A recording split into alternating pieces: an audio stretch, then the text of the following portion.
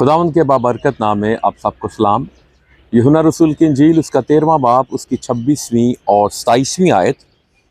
यीशु ने जवाब दिया कि जिसे मैं निवाला डिबो कर दे दूंगा वही है। फिर उसने निवाला डिबोया और लेकर शमून अस्करियोती के बेटे यहूदा को दे दिया, और इस नवाले के बाद शैतान उसमें समा गया। आमीन।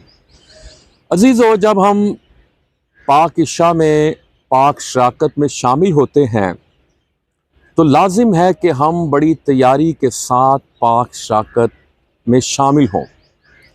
खुदावंद के मेज़, खुदावंद के दस्तरखान में हम प्रॉपर लाइक तरीके से मुनासिब तौर पर उसके गोश्त, उसके खून में शामिल हों।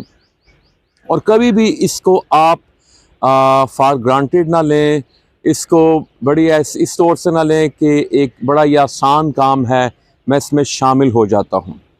यहाँ पर जो हवाला लिखा गया है ये ख़ास तौर पर तवज्जो करने की बात है कि जब यहूदा अस्करियोती जो है उसने जब पाक शराकत ली, वो नवाला लिया, तो क्या लिखा है 27वीं आयत में, और इस नवाले के बाद शैतान उसमें समा गया। देखें, ये बड़ी ख़तरनाक हालत है, ये बड़ी खौफनाक हालत है कि जब हम पाक शराकत को गुनाह की हालत में लेते हैं। और उसकी ज़िंदगी में क्या गुनाह था? उसकी ज़िंदगी में लालच था, और वो जो खुदावंद को लोग हदिये नजराने देते थे और वो ख़जानची था, और जो कुछ थैली में उसके पास आता था उसमें से वो निकाल लेता था। आज मैं खुदा के खादमों से जो खुदा की खिदमत करते हैं, जो पादरी साहिबान हैं, जो लीडरशिप है, मैं उनसे ख़ास तौर पर ये बात करना चाहता हूँ कि आपके पास जो भी खुदावंद के नाम से या खुदावंद की तरफ से रुपया पैसा आता है, आपको बाहर से फंडिंग होती है, आपको प्रोजेक्ट्स मिल रहे हैं, आपको गोरे जो हैं वो डॉलर्स दे रहे हैं, लेकिन याद रखिए वो खुदा का पैसा है। जैसे आप अपने घर का एक बजट बनाते हैं और जब तक आपके पास जो महदूद इनकम होती है आप उसमें रहते हुए सारे काम करते हैं, उस वक्त आप अपनी चादर के मुताबिक अपने पाँव फैलाते हैं। लेकिन जब बाहर से फंडिंग आती है, इफरात से पैसा आना शुरू हो जाता है, फिर हम लैविश हो जाते हैं, फिर हमारी वो हालत होती है माले मुफ्त दिले बेरहम, फिर हमारी ज़िंदगी में शशके आ जाते हैं।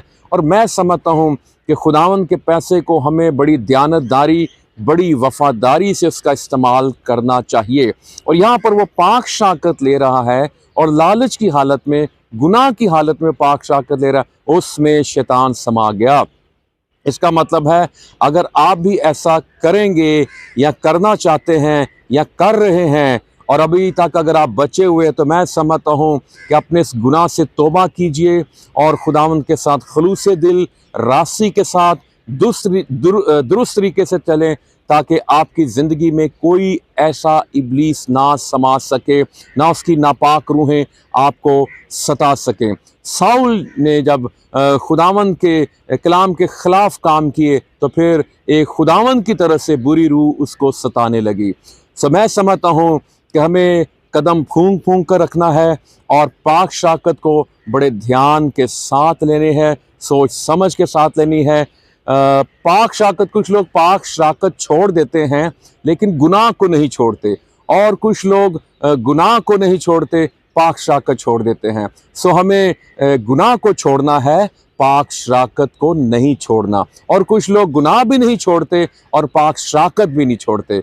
मैं समझता हूँ हमें पाक शराकत को नहीं छोड़ना चाहिए, हमें गुनाह को छोड़ना चाहिए, ताकि वो जो नवाला है जो हम लेते हैं रोटी, वो जो शीरा लेते हैं, जो यीशु मसीह का खून है, यीशु मसीह का गोश्त है, उसका बदन है, हम बरकत पाएँ, ना कि हम लानत के मुर्तकिब ठहरें। खुदावंद आप सबों को बरकत दे। आमीन।